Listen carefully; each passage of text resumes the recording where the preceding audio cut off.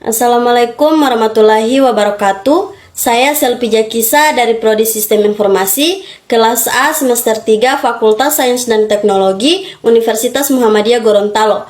Baik, di sini saya akan menjelaskan mengapa perlunya pemurnian dan pembaharuan di dunia Islam.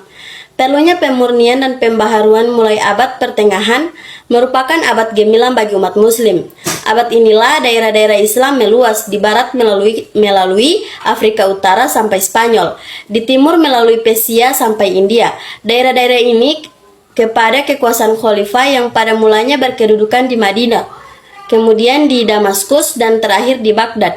Baghdad ini lahir pada pemikir dan ulama besar seperti Malik, Syafil, Hanafi, dan Hambali.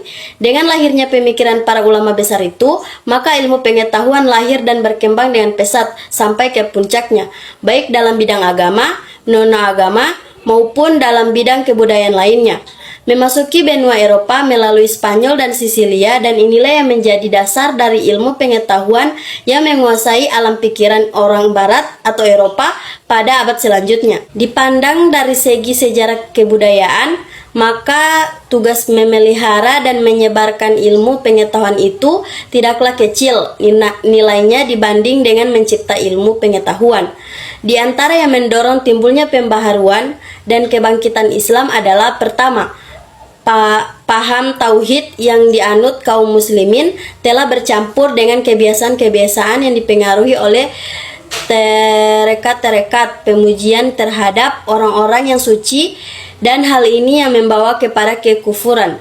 Kedua, sifat jumud membuat umat Islam berhenti berpikir dan berusaha umat Islam maju di zaman klasik karena mereka mementingkan ilmu pengetahuan. Oleh karena itu, selama umat Islam masih bersifat jumud dan tidak mau berpikir untuk beristijat, tidak mungkin mengalami kemajuan. Untuk itu, perlu adanya pembaruan yang berusaha memberantas kejumudan. Ketiga, umat Islam selalu berpecah belah, maka umat Islam tidaklah akan mengalami kemajuan. Umat Islam maju karena adanya persatuan dan kesatuan, karena adanya persaudaraan yang diikat oleh tali ajaran Islam. Maka untuk mempersatukan kembali umat Islam, bangkitlah suatu gerakan pembaharuan. Keempat, hasil dari kontak yang terjadi di antara dunia Islam dengan Barat. Dengan adanya kontak ini, umat Islam sadar bahwa mereka mengalami kemunduran dibandingkan dengan Barat, terutama sekali ketika terjadinya peperangan antara Kerajaan Utsmani dengan negara-negara Eropa, yang biasanya tentara Kerajaan Utsmani selalu memperoleh kemenangan dalam peperangan, akhirnya mengalami kekalahan di tangan Barat. Hal ini membuat pembesar-pembesar Utsmani untuk menyelidiki rahasia kekuatan militer Eropa yang muncul. Menurut mereka, rahasia terletak pada kekuatan militer modern yang dimiliki Eropa, sehingga pembaharuan diputuskan di dalam lapangan militer, namun pembaharuan di bidang lain disertakan pula.